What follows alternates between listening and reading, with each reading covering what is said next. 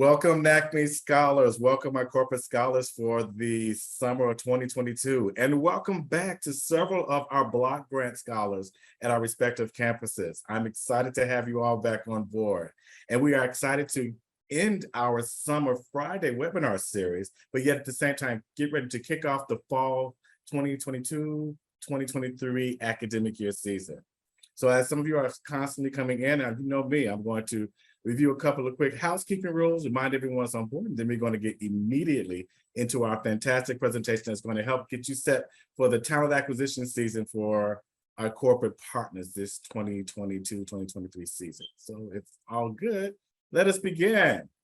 Welcome to Case Academy, everyone. NACME's Case Academy, or our Career Accelerator in Science and Engineering, is a suite of physical and virtual programs offered to NACME scholars and other underrepresented students, or URM, who are matriculating at our various partner universities, majoring in engineering and computer science programs specifically.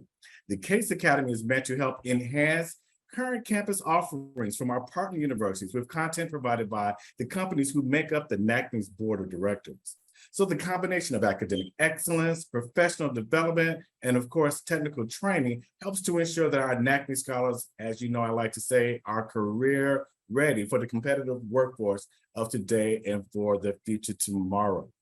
So some quick housekeeping rules for everyone. Number one, this is, though, we call it the webinars in meeting format in Zoom. So we like to make sure that we simulate an audience. So if you can, turn on your cameras. It helps with our presenters. It helps give them show of face. We represent NACME and our respective partner institutions very well. When we're on camera, we're smiling and we're attentive. Number two, this presentation, we're going to have a presentation to go through all of the deck of slides, and then we will allow you to mute or unmute yourself. Well, in the beginning, you will be currently muted, and then when you get to that point in the presentation, we will remind you that you can mute and unmute yourself. And when you do, ask a question and be prepared for your questions on today's topic.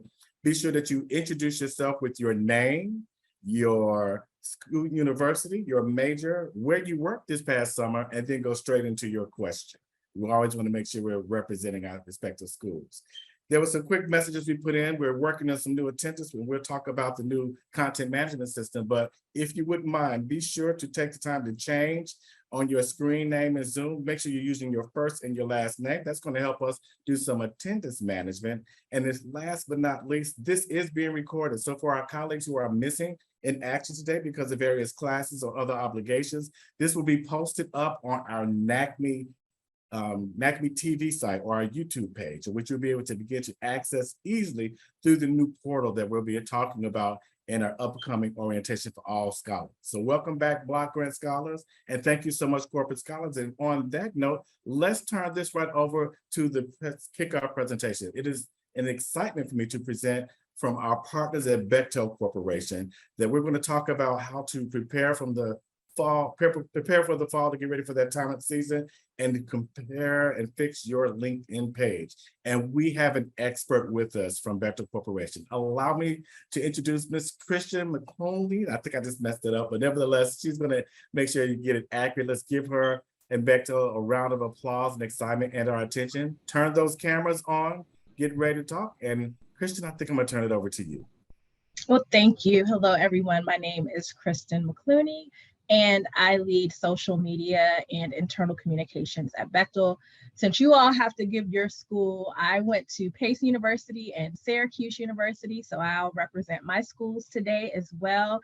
And I'm gonna go ahead and start sharing the screen so that we can get into our presentation on LinkedIn. So I like to call all of my sessions LinkedIn 101 because I try to go through the basics of developing a comprehensive LinkedIn profile.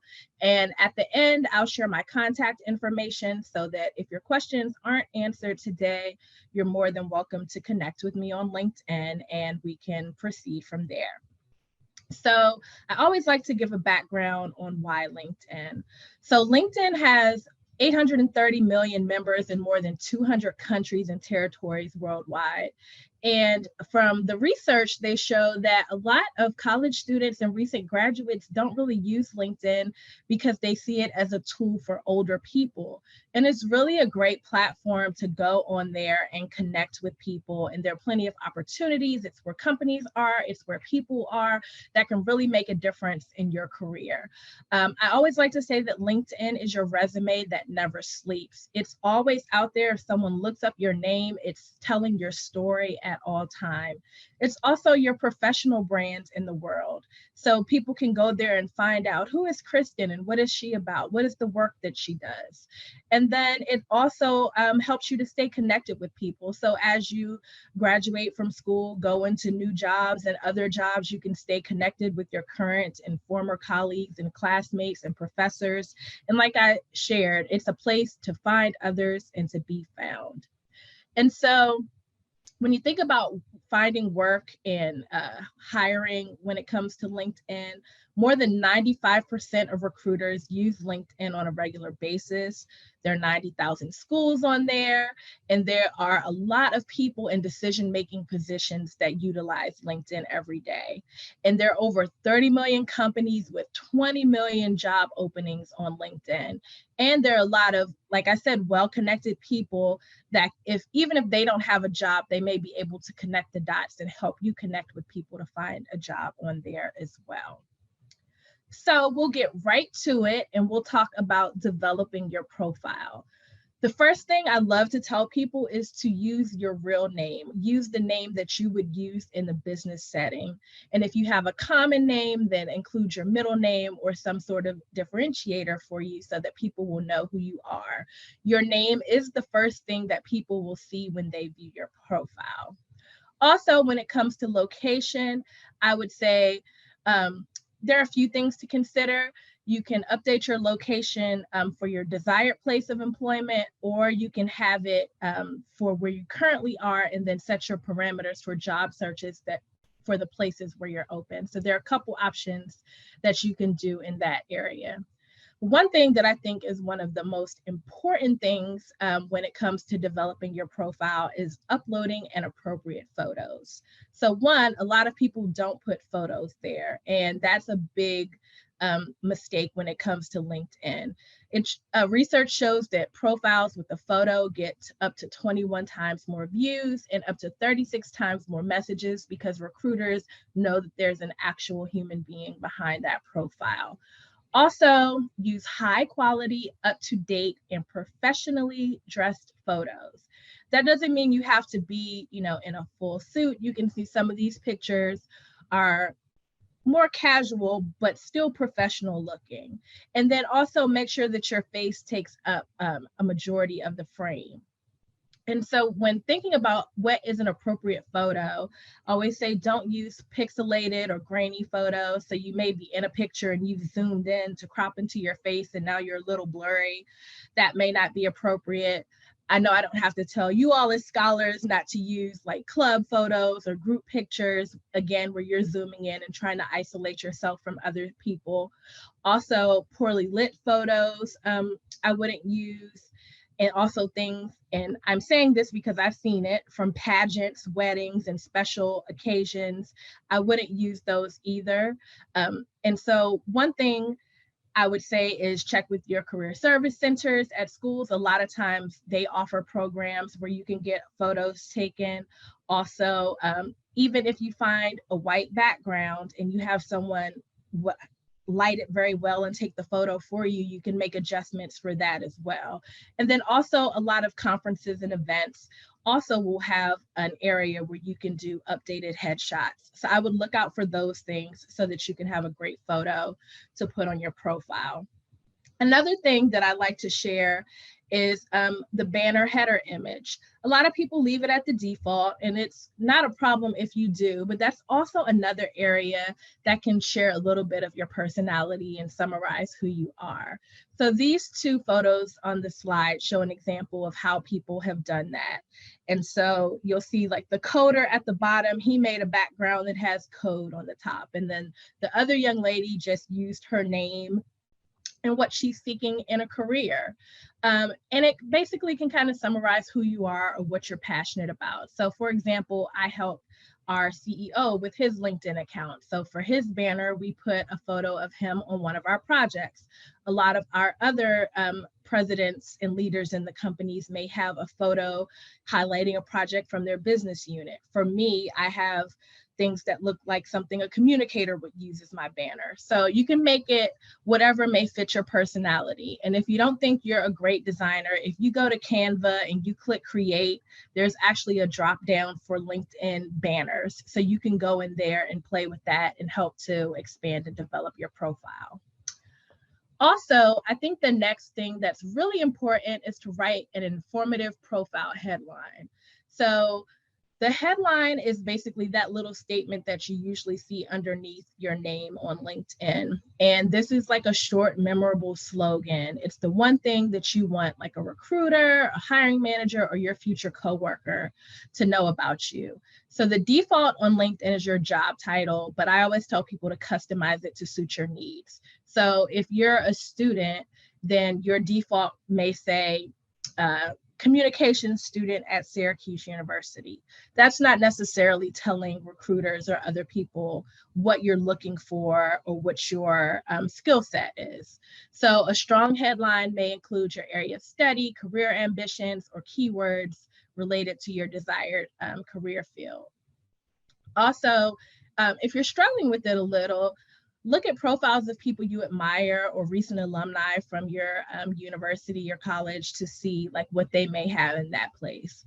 Also, I would avoid using like cliches and buzzwords like, you know, communications rock star, those type of things, because that doesn't really let someone know what your specific skill set is.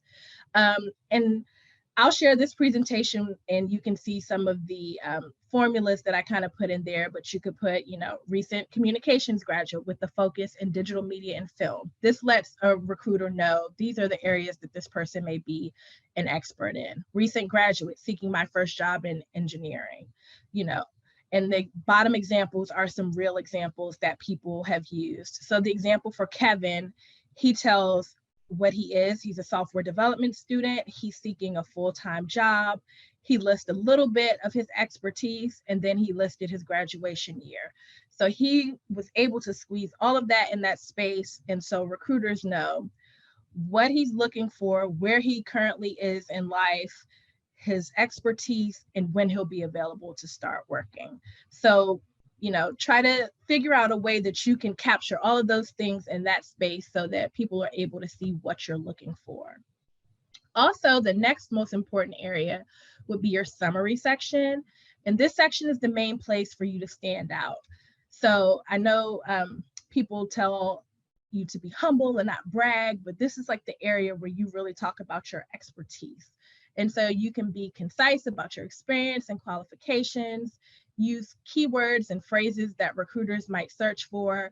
So to put a pin in here, what I would tell you to do is look at some of the job descriptions for your ideal job. And so if it says, you know, an expert in building websites and creating templates and so on and so forth, then when you write your summary, then share, I have experience in building websites and creating templates. That is, if you have that experience. But use the words from the bullets in the job descriptions that you're looking at to fill in your areas of expertise. And then that way it can help you be a little bit more searchable. Also, if you have a very specific skill set, mention it here. Include images, videos, or other documents in your summary section as well. So if you presented at a conference or you wrote a white paper or have something that's super interesting, you can attach documents, presentations, and files to your LinkedIn profile. Again, like I said, it's your resume that never sleeps. And so, you know, while you're doing other things, a recruiter could look on there and see examples of your work. And then also, again, I always tell people to look at summaries of prominent people in your industry for guidance. And also highlight your soft skills and digital literacy as well. Knowing that you have, you know, skills that are able to interact with people and you are well-versed in different software programs, those things are important to share on there as well. And also be smart about your experience. List the jobs you've held, a brief description. If you don't have experience, list part-time, unpaid work, your internships, volunteer organizations. If you're part of a fraternity or sorority and you've had, different areas that you've volunteered and helped in that way. And then include, all of the volunteer and causes that you've worked with on campus. Because if you've held a leadership role, that can also show some of your expertise also. So these are a few examples that I found online, and you could look at it in a little bit more detail. I know the print is small looking at it in this format, but also one thing that LinkedIn has now, when you're ready to start looking, they have this banner, and in your settings, you can click a banner and it'll put the open to work tab on your screen. So that also lets recruiters know that you are receptive to finding jobs, and you can fill in different categories. So for example, this person is open to work in research and casework and case management. And she also gave a very detailed summary in there as well. And so she talks about how she's a recent graduate, she's dedicated to a particular area of studies, she's developed skills through her undergraduate and graduate studies and her internships, and then she shares what she's hoping to have. I'm hoping to work with like-minded individuals to help build a system in social work. And this other example is a good example. This student is currently in Chicago, but she listed what she's interested in, and then at the bottom she put seeking opportunities in Honolulu, Hawaii. So in this space, she also shared where she's hoping to have her job. So using that summary section is really important to help people know who you are, your skill sets, and what you're looking for. And so as I mentioned, to make your profile more dynamic, add writing samples, portfolios, anything that you've done to help build your skill set up is really important. Also list your honors, awards, classes, certifications, and then also utilize the endorsement section as well. And that area, friends or people that work with you can say, Kristen is an expert in corporate communications. Kristen is an expert in writing press releases. And so it's just little areas where they can kind of say, I know that this person has a skill set. Also, something where you can find it in your settings is claiming your unique LinkedIn URL. And so customizing your URL to something that's easy and you can display is really important, because then you can stick that URL on your resume, in your email signature, and it's easy for people to find you. If you don't claim your unique URL, then your LinkedIn name could be like linkedin.com/Bob345678910. Whereas you can come in and make it something very specific. So you can make it your full name. I've seen even some people put their profession. I wouldn't advise that if you're not 100% sure on what you want your profession to be. I think the name is the most simplistic thing, or some format of your name. And then also a big thing is proofreading. Again, it's like your real resume. You want to make sure that everything is together and concise. And so I'd say run your profile through a program like Grammarly or WordTune, have a friend, a professor, or a mentor look it over, and ask the person that's reviewing it, after reading my profile, do you get what my goals are? And if they can't tell you, then start making a few revisions so that people can understand what exactly you're looking for. And then another thing that I love to share is getting recommendations. Genuine recommendations from people really help to boost your credibility. You can ask your former employers, coworkers, advisors, and professors to write them. And don't be shy in asking for certain topics in your recommendation. And you can offer a recommendation in exchange for peers. So one thing that I tell a lot of students that I chat with is make sure you ask your professors in the fall or early spring, not right at graduation time when everybody's asking them, for recommendations. That way they can sit and have some time to put together something that's very thoughtful for you in your profile. And the same with your friends. And this is just an example of how a coworker and I did recommendations for each other. He shared with me that he was going to start looking for jobs, and he told me about the kind of jobs that he was looking for. So I made sure when I wrote in his recommendation, the skill sets that he had that were related to the jobs that he was looking for. And then he wrote one in return for me, just as a thank you for me writing one for him. And it's very dynamic, and people have commented on how great of a recommendation that he wrote. But we did like an exchange for one another. And so that's something I think would be helpful for you to do, especially while you still have the attention of your professors and classmates and your people that you've worked with in your internships. And so, like I mentioned, just a few tips. Draft your summary in Word, Pages, Grammarly. LinkedIn does not have spell check. And if you go and do all this hard work and something happens and the page crashes, your work isn't saved. So even when I helped our executives create their LinkedIn profile, I built it all out in Word, proofread it, and then just copied and pasted it over into LinkedIn. After you write your summary, ask yourself some questions. How does this help me? Is this really telling my story? And if not, see if you can make some adjustments and changes there as well.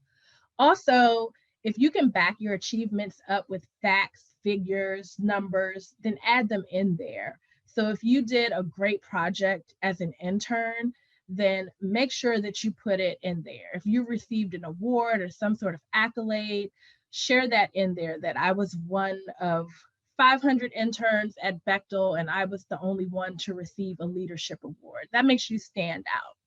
And then also, again, don't be shy. LinkedIn is the appropriate place to show off your accomplishments, experiences, courses, and your GPA. And so this is basically just kind of a quick checklist of the ideal things that would be on a profile. So again, your photo, your headline, your summary, sharing your experience, any organizations that you may be connected with, your education, your volunteer experience, your skills, honors, courses, projects, and recommendations. And I know this seems like a lot, and don't try to do it all in one day. Do it bit by bit, and then just add and update it to your profile. And if you start doing it now, by the time that you're really ready to look for a job, it'll all be put together, and then you can just continuously add and tweak versus starting from scratch when you're really in the thick of trying to look for a job. Also, use LinkedIn for networking while you're on there. Connect with as many relevant people as possible. And so if there's someone who you feel like this person would be great for insight, advice, follow their page or try to connect with them. There are people that I'm like, this is a great communications leader. They're an expert in leadership. They're an expert on this topic. I'm going to follow them because I feel like what they'd have to say would be important to me and my career growth. Also, as I mentioned, get endorsements and endorse others. Join and contribute to relevant groups. So if there's a group that's related to your area of study, most people think it may not be on there. LinkedIn has a very specific group for everything. There's like an internal communications group that has 200,000 members in there. When I did a presentation for our legal team at work, I gave them about 10 different examples of law-related groups that they could join. So there's a group for everything. Also follow companies that you're interested in. That way they appear on your timeline. You can see their job openings. Their job openings will go to your suggestions. And that makes it easier for you to navigate and search out things. And then also when looking at the job posts, look and see which recruiter may have posted it. That gives you an opportunity to send them a message and say, hi, my name is Kristen. I'm a senior at Syracuse University. And I saw that you posted about this public relations position, and I'd love to chat with you a little bit about it before I apply for the job. That way you can hear directly from the recruiter, like what they're looking for.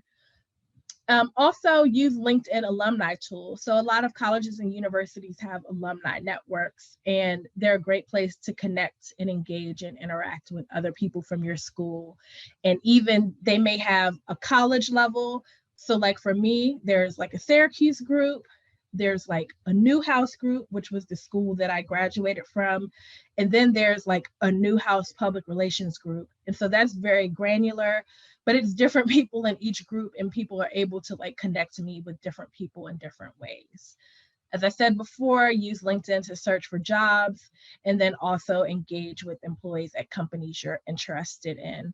And that may not just be the recruiter, but like if you're interested in working at Bechtel in communications and you search communications at Bechtel and Kristen McClooney pops up and you send me a message, hi, I'm interested in learning a bit more about communications at Bechtel.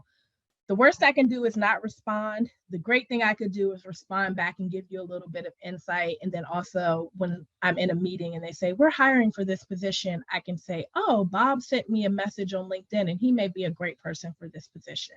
So don't be afraid to put yourself out there. And like I said, the worst thing a person can do is not respond. And then you just keep going and you keep looking for other people to connect with. And then one thing that I tell people to try sometimes too is like a return browse. And that's just like to get on someone's radar. Like you check out their page and then you see if they look back at your page. And if they do, then you can send them a note like, hi, I'm a graduate of this school. I'd love to work for your organization. Are you open to connecting and having a brief conversation? So like I said, the worst thing that could happen is if they don't respond, but at least you tried. So here's a quick video on some to-dos for LinkedIn. Here's how to make your profile great. Number one, pick a professional picture. Not just any picture. No, not that one. More like these. Yes, that's the one. Number two, write a good headline. Just tell us who you are and what you want to do in 120 characters or less. Yeah, like that. Remember, nothing too personal, nothing too clever. Number three, tell us about your education.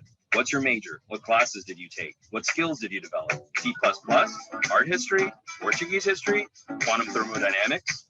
Yes, put those. Number four, list your experience. Give us your organizations, your achievements, your honors. President of the International Club? Yes. Volunteered building houses? Yes. Invented a cat toy? Yeah, sure, that counts. Number five, get recommendations. Prove you've got what it takes. Get managers, mentors, and professors to post something that says, this person is smart, hardworking, good-natured, and well-rounded, or something like that. And then you're done. You shout, this is me! You do a celebration dance. You feel good. You stand out. You know you're on your way because there are jobs to be found and recruiters looking to find you as you watch this. That's right now, this very second. What are you waiting for? Go, find, be found. Here's how to make your profile great. Right. Number one. So that kind of sums up the summary area of what you should put in LinkedIn. And again, this next section will be quick. So start to think about like what questions you may have for me. And also I'm open to take questions on this section as well. But I also, whenever I talk about LinkedIn and anything related to social media, I also want to give social media tips as you enter the workforce. I am very passionate about this because I am the social media manager for a global corporation, and I see a lot of things that people have done wrong. And because of that, that is why I am so passionate about giving these presentations to you at the college level and entering school. I talk to people as young as middle schoolers and high schoolers because I really want people to be prepared as they enter the workforce and not to have a terrible digital footprint or do anything on social media that would prohibit them from succeeding in life. So I keep saying that because I'm super passionate and I've seen things go really wrong for people. So I just want to offer a few tips as I wrap up the presentation. So I always talk about your digital footprint, and your digital footprint, for those that may not know, is all the things and actions that you do while you're online. And so even though, people think, oh, this can disappear, I can delete it, you don't know how many people saw it, how many people took screenshots, all those different things. So I just always like to give, a little bit of advice about thinking before you post. Think about, the long-term effects of what you've posted. you see now that people have things that pop up from their past and they're explaining, something that they wrote 20 years ago on social media. So just thinking about it before you post online. Also, use privacy settings on social networking pages, especially once you start your job search. I'm not telling you to put, terrible things on your page and just have it private, because people can still screenshot it. But the more privacy settings that you have on there, I think the easier it will be as you're navigating searching for jobs. Also, keep personal information private, and that's just in general on social media, to make sure that you're protecting yourself online, and protect your privacy and the privacy of your friends. And then apply the golden rule online, do unto others as you would have them do unto you. So the way that you treat people online, it can be a reflection of yourself and your personal brand.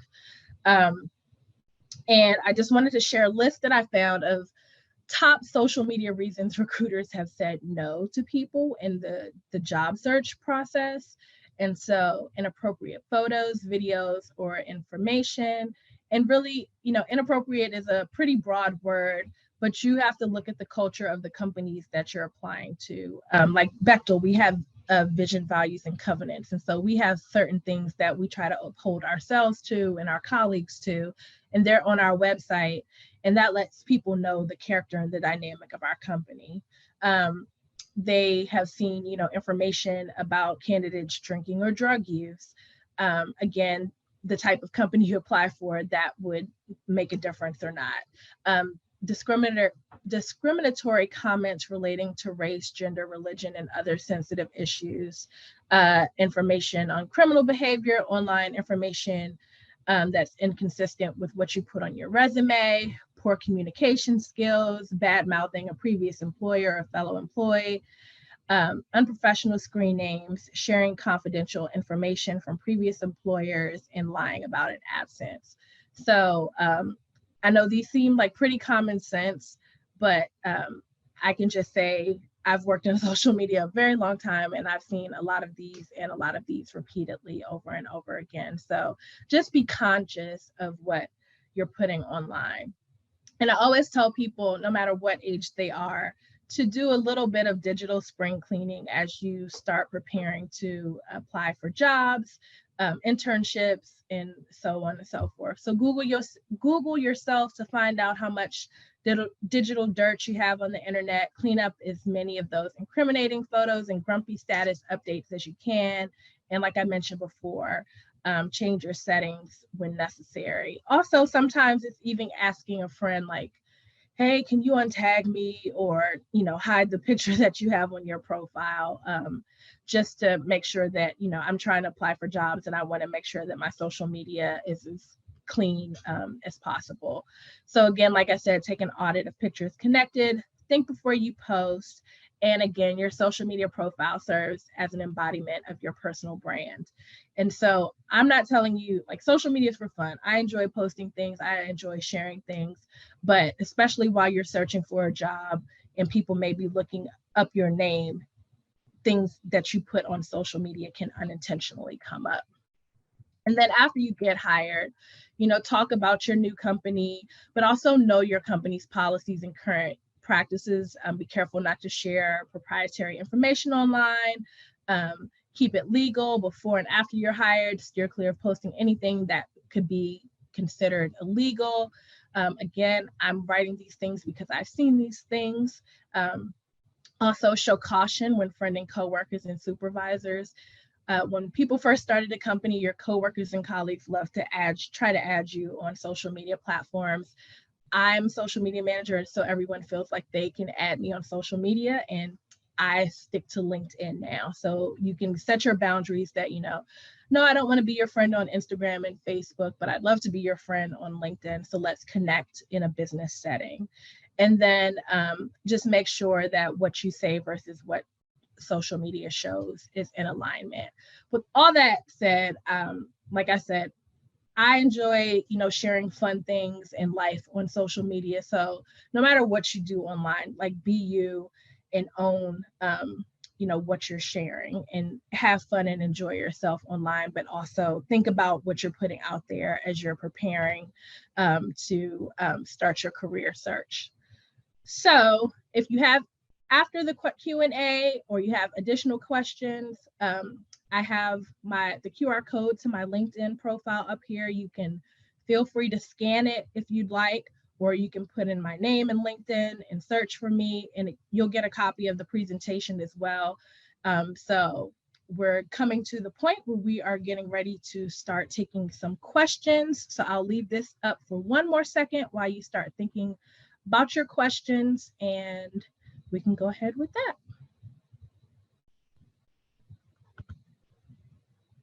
Excellent. Thank you, Kristen. Great information. And I love the bonus information about social media. But right now, we've made it where everyone can unmute and mute themselves accordingly. And I'll let Kristen start taking questions. And I see a hand raised already. I see Tori. Hi, Tori. Welcome back. Tori, you want to start us off with a great question for Kristen? Yes. Introduce hi, yourself. Yes, sir, I will. Hi, my name is Tori Watson. I'm from Prairie A&M University, and I'm a computer science major. I'm a computer science major, and I'm a junior. I had my internship at Lockheed Martin in Fort Worth, Texas, and in cybersecurity. And my question is, should you constantly post on LinkedIn each week or maybe monthly to keep yourself updated? And if nothing is going on, what kind of posts or content should you post on your social media? Sure. So that's a great question. I think, well, I'll back up a little bit. One good thing about LinkedIn is that anything, and a bad thing, anything that you do on LinkedIn is shown in your timeline. So if you like a post, if you comment on a post, that's shown as a part of your content. So it shows up in your feed. So that's a great way to engage and interact, because people will still see your name on their timeline from those activities. But also, if there's like a topic area that's really important to you or near and dear to your heart, then I think that's something to share, especially if it's something that may like show your areas of interest or your expertise. So like I may share, you know, I had a great time today presenting to the NACME scholars about social media, or, you know, I attended a great conference over the weekend about XYZ. Here are a few photos from the conference. Or it could be, here's a cool article that I read on something, but you don't have to feel like obligated to post something all the time. It is for connecting and engaging, but if you have something that you can insert into the conversation, I think that's well. And even I think I shared like an article I read recently talking about like microaggressions in the workplace. Is that my area of expertise? No, but it was something that I read that I was like, here's a really interesting article on this. This may be of interest to some of you that follow me. So you can kind of pick and choose the topic areas, but I wouldn't say that there has to be a cadence for something the way that I would tell like my CEO or a leader of the company to have, you know, a cadence in posting that way. Thank you very much. All right. Hopefully that answered your question. Yes, and I think Renato Diaz was next. I'm sorry. Good. Yeah. Hi, Kristen. Hi, my name is Renato Diaz. I'm a senior at the University of Central Florida, and I'm majoring in computer science. This summer, I interned for Endpoint in El Segundo, California. So my question was, so this is something that's kind of happening to me, or it's been happening to me the last few weeks about LinkedIn. So what are your opinions on like receiving connections from people that you don't know? Like, for example, I've been receiving connections from like people from like Canada or like Europe, and like I feel like it's kind of fake, like they're like probably bots or something. So yeah, like random people, like someone mentioned in the chat. And I feel like that kind of defeats the purpose of LinkedIn, to build like strong networks with like, you know, people that you interact with, whether it be in a company or, you know, at a job or school. So what do you think about like those random people that try to connect with you? So I think I have a mixed opinion on that. I think one, it's about discernment. So if you look at their profile and it's like, why would this person like want to connect with me in any way, and it doesn't sit well with you, then I would ignore it. But there have been some people that have connected with me, and it's just because we're in a similar industry, or we went to the same school. And so that may be a good connection in that way. And I don't know them, but we have similar interests, then I'm fine with accepting those things. And I will say, because I see it at Bechtel, that there are a lot of fraud profiles on there, and people that pretend to be recruiters or other things on there. So also, when you interact with people, make sure that you check to see their profile. Is it actually tied to the company? Is this a legitimate profile? They're not asking me for any personal information outside of like a phone number or an email. We see people where someone is asking for their social security number, or, unfortunately, we've seen people get scammed, out of money. So those type of things, definitely I would steer clear of. But if it's some sort of association, so it may be someone in a similar area or field, I'm open to accepting those strangers that I don't know. But if it makes you uncomfortable, this seems weird, then I probably wouldn't. I used to work for a government organization, so I would get lots of random requests from people from other countries, and I'm like, they're only adding me because I work for DOD, and they might be trying to see what I'm putting on my page, so I'm going to decline that. So I'd say use your discernment, especially based on like the company that you've worked for, interned with, that could draw in some unique people. Okay, thank you so much. And I see one of the comments says also like creepy men and those type of things. So again, like using your discernment, I try to tell people that we see it in Bechtel a lot. I work with our brand enforcement team, that there are people that not only do like job scams, but we also see like romance fraud, where people, are trying to prey on people online. So again, I'd say use your discernment. And if it makes you feel uncomfortable, they don't see that they get declined, you can decline that interaction and don't worry about engaging with them.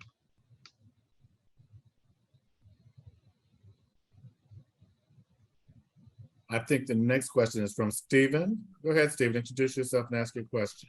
Thank you. Yeah, so I'm Steven. I'm a 3 out of 5 electrical engineering student at Civils Institute of Technology.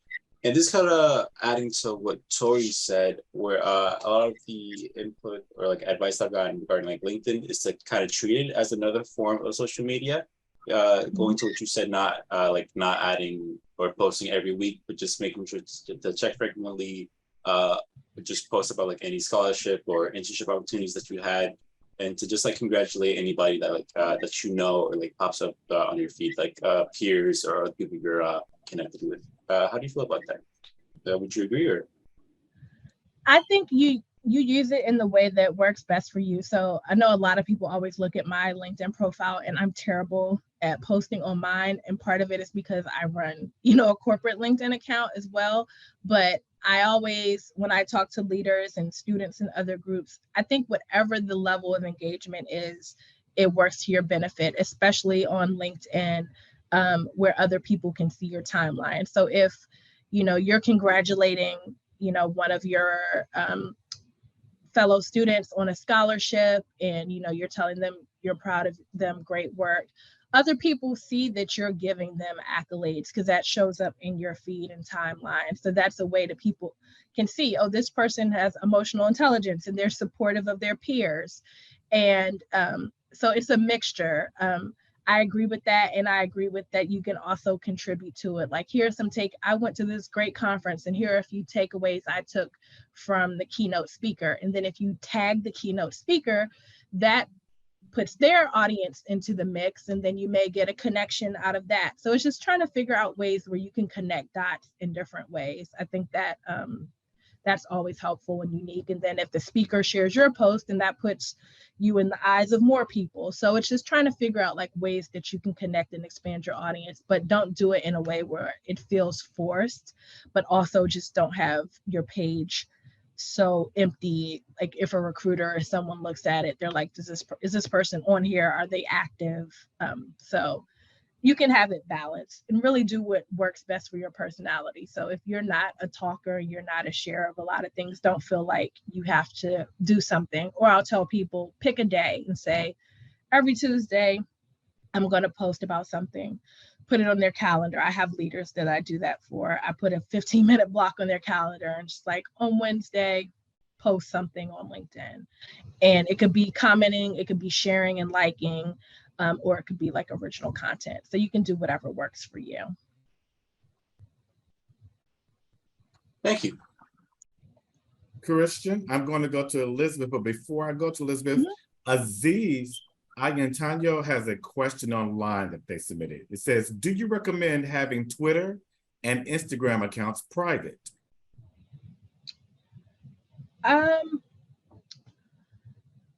I go back and forth with that. I think it depends on what you're sharing. And if you're comfortable with everyone seeing what you're putting out there, then I don't see a problem with it being public. Or what I do for some things, like my page on Instagram, for example, is public, but I filter out who can see like my stories or other things on there. So you can like adjust your settings, and that way your stories may just be for your friends and they see those particular things.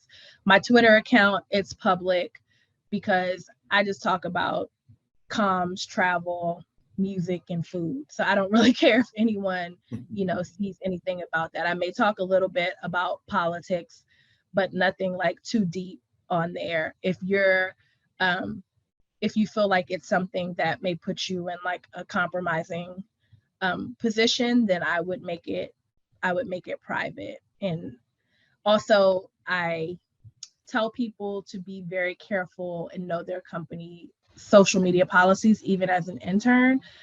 So if you put on, like, I wouldn't put on, like, I know most of you may not have Facebook, but I wouldn't put on Facebook, like, I work for Bechtel.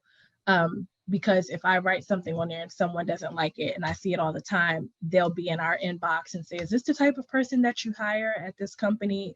And they'll send a screenshot, and in the profile, it says works for Bechtel Corporation. So then I have to look and see, okay, is what they posted aligned with our vision, values, and covenants? Because they listed themselves as a Bechtel employee, they're considered a representative of our company. So I would also just be careful outside of like LinkedIn, connecting your social media and your personal accounts, like, to your company if you're going to have like a lot of wild things on there. Like if you have a regular Instagram profile and then you put like photos of you and interns, and then you go back to your regular content, I don't really think that's a big deal. But I would look at like what the social media policies are for like your company or places that you want to work at, and look at the type of content that you're putting out also. So that really didn't answer your question, but I think it's based on your content, and you'd have to use your judgment on whether or not you'd want to make it private. Thanks, Christian. That's a great response. And Aziz is from Wayne State and is a mechanical engineering major. And on that note, Elizabeth, I'm going to turn it over to you. All right. Hello. Thank you for taking the time to speak with us. Again, my name is Elizabeth. I go to the University of Colorado Boulder. I'm a senior in computer science. So I guess my question is wondering, like, how do you strike a balance between being very specific about maybe the kind of companies and institutions that you're aiming for when it comes to like putting that in your description of your LinkedIn, versus not being so specific to the point that maybe it drives away potential opportunities that maybe you haven't considered before because you're focused on one company? Because especially as a senior, there's so many recruitment emails and things. So striking that balance between attracting enough people, but also not maybe detracting others because you're so focused on X company being in your LinkedIn. Sure. So I think it's also finding the balance that not having the expectation that recruiters will always be looking for you, and that also you're looking outward as well. And so with that, like your major is mechanical engineering, then I would put like mechanical engineering student maybe in the top portion of the profile, and not go too specific in the details. And then in your summary, you can still share, you know, interest include these specific areas, but also receptive to learn more about other areas within the engineering field, including, and you can name a couple of different things. That way, it doesn't seem like you're so tied down to certain things. Like I had a colleague before, they only wanted to do like these 3 things. And so if she put, you know, graphic design, video editing, and photography, that was what she wanted to do. And so she was always very specific in posting that. So I think if you put, you know, open to learning other areas, or if you just leave it in the generic category of whatever your specific area of study is, then I think that doesn't tie you down too much. And then also, it's also, while the LinkedIn profile does a lot of the communicating for you, also making sure that you're advocating for yourself as well. And so in your physical resume, if you have a summary of things to share, you know, these are my areas of interest as well. So striking the balance, you put your major so that it gives the overarching thing, but then putting a few details and also receptive to gaining interest in other areas. And that should balance things out. Thank you. Excellent. We have time for maybe 1 or 2 more questions before I kind of go with a couple of announcements and thanks. Anyone else has another question? They're being quiet, Christian. I think that means you're extremely thorough. Hannah's got me correct. Go ahead, Hannah. Took me a while to get my hand up. My name is Hannah Porter. I go to Louisiana State University. I'm computer engineering major. Junior, I interned with Cisco Corp this summer, and I'm currently working part-time with them. So I guess that's a co-op, I'm not sure. I would say, like, I think I have a lot of experience, so my LinkedIn's pretty full, but now I'm kind of getting to the point where my leadership roles that aren't related to engineering or like my career, there's a lot of that, and then there's a lot of work experience, and it's kind of clashing. Is there a way to like navigate that balance of things that you've done outside of your career and outside of school, or outside of just basic classes, and some of the more career-based experience that you're getting as well? So before you put yourself on mute, how do you think that they are clashing? Like, I think most of my leadership at LSU is based around diversity. So I noticed that more people associated with diversity look at my LinkedIn page rather than people looking at it for engineering or technology, and et cetera, et cetera. Okay. So then I would probably try to reframe it. I would name like the organization and then say, you know, leadership experience, and tell like how you were a leader in that organization. So trying to think of an example. So for example, when I was in college, I was the vice president for my sorority. And so I would put, you know, program management, planning, interacting, and I didn't go to in the specifics of like the actual organization, and more of like what my skill set was. So maybe if you reframe it a little bit to focus on like what your actual skills are, but not like who you did the skills with. So you could name the organization, but then just get more detailed in what your actual leadership skills are, because you're right. Depending on where it is, recruiters and the search terms will pick up like certain, I won't say buzzwords, but like now a lot of people are searching for diversity and inclusion type of position. So if they see diversity and inclusion written in your profile, they're going to see that, and they may pull it up. Like for me, I kept trying to figure out, why are people, you know, keep coming at me for jobs relating to writing, technical writing. And I realized like 6 jobs down below the fold, I had like technical writer written on my LinkedIn page. And so I had to readjust the wording and I took that out. And then all of a sudden people stopped reaching out to me about that. So kind of look at the keywords and see how can I tell this story without using those words, and then shift it around a little bit. And then that's also where I think asking like the mentors and other colleagues or people that you may have worked with, you know, how does this sound, or can you offer insights on how I can upgrade this? Thank you. And we will take our last question from you, Albert. Go ahead.